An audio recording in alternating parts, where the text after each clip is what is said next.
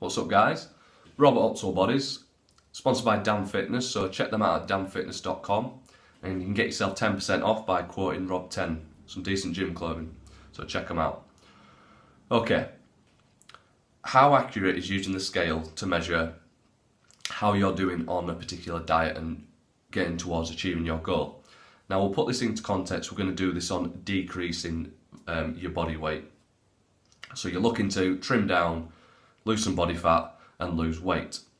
Now I say it like that because it's not that hard to lose weight. I stand on the scales, I chop my arm off, I've lost weight. Has that improved my body composition or my health? Most likely not. So we've got to put it into context of what information and feedback the scale is actually providing us. So we step on it, we see a reading, and most of us are trying to get that number to go down. And if it doesn't, we're usually quite disappointed. I get it a lot from when I working with clients. They message me, and often some people say, "Oh, I haven't lost weight this week. I'm disappointed." And then it's usually by email contacts, and I start reading further down, and then they start saying that, "Oh, but my clothes are feeling looser. I've had some compliments of people, of friends and family. My gym performances have gone up." All these positive effects, but they're focusing and homing in on this one thing on the scale that hasn't improved. So my point is, you don't need a scale to tell you that you're doing well. Yes, if you're losing body fat, that number could be decreasing, but you could be increasing muscle tissue at the same time. So let's say you lose a pound of body fat and you gain a pound of muscle in a week.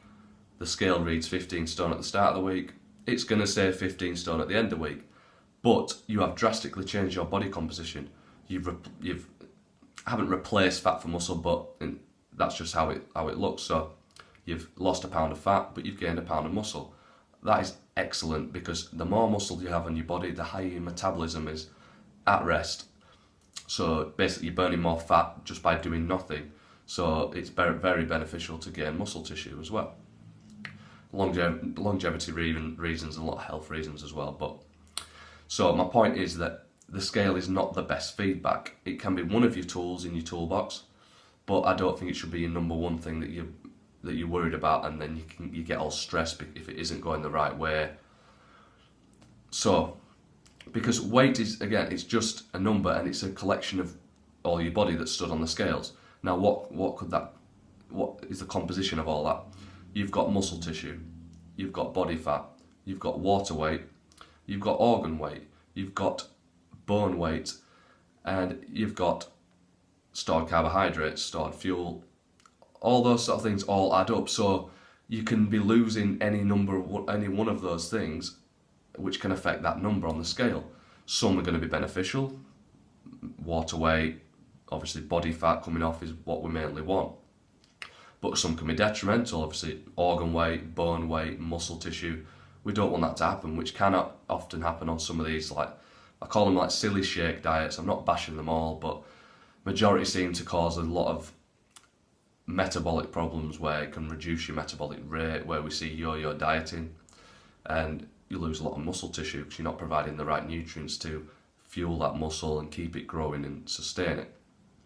Or we see these yo-yo diets where, yes, someone might start 15 stone, they'll lose a couple of stone, get down to 13. You see them a few months later and they're at 16 stone. Something's gone on there, and it's usually this yo-yo dieting paradigm that gets affected by these shake diets, and your metabolic rate gets lower. So you're not providing your body with a lot of nutrients, a lot of energy. You drop your calories and energy intake too low. Your body's not stupid. It just fights back, lowers your metabolism. So basically it holds on to everything that you're going to eat, and most people can't stick to this. It's a non-sustainable way of eating. It's a short-term diet. So they go back to eating how they were, and it slowly creeps back on more than it did before, because this short-term diet essentially has ruined your metabolism. That's caused a lot of problems. But the problem is, people they're like, "Oh, I lost 2 stone doing that. I'll go back to doing that again." They drop a couple of stone, but they put 3 back on. And you see how they're going 1 step back, 2 steps forward with this number on the scale, this weight gain. So what are keys to look for? What's the best feedback? In my eyes, use the mirror. look in the mirror and just be honest with yourself. Don't stand there for ages critiquing, just have a look, and usually you can see if something's changed or not before you stand on the scale. Because if you look in the mirror and you think, yeah, I can see a difference, areas are toning up, I can see maybe some veins or some muscle definition, or your body shape is slightly changing, and most people, they're going to be happy with that. Then you step on the scale, it might say the same thing, it might even have gone up a pound, but you'll look better, you can see that there's a change, you don't need that scale to tell you that.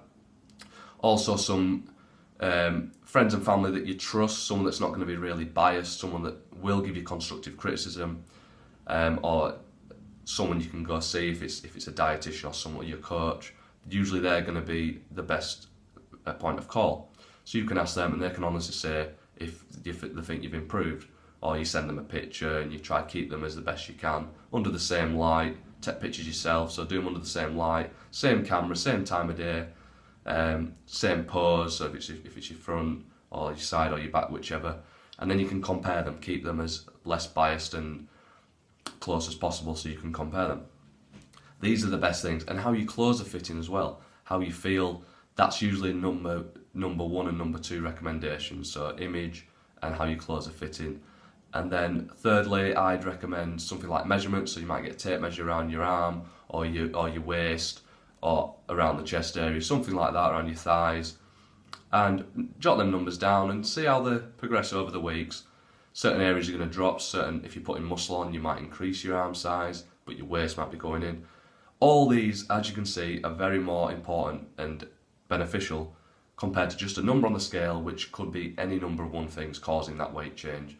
So I'm not saying it's absolutely useless, but it's very low down my list of what you should be checking. And when I've got ready for competitions, I've got to the point where I'm not even looking at the scale. I just use the mirror, take pictures, get someone close friend to have a look at me and be honest, and then they'll say their thing. We'll have a look at the feedback, and then I probably don't stand on the scale after that. If it's positive, I'm not bothered. Even if it's negative, doesn't matter what the scale's saying, because again, it can go the other way. The scale could be saying you've lost 2 pounds, but you look in the mirror and nothing's changed, or you might look a bit puffier or something like that. You may have lost muscle and gained fat. Do you see where it's all going? So the points are: don't use the scale as your number 1 point of call. Don't be disheartened if it isn't going the right way. If other things are improving, if you're getting 5 things improving but the scale's not, these 5 things are telling you that you're doing well. So any questions about this topic, or you want your own nutritional program to start, we can set you off on a number of weeks. You work with your online coach via email contact. Help along the way, minor tweaks and things to the program to keep your progress flowing in relation to your goals.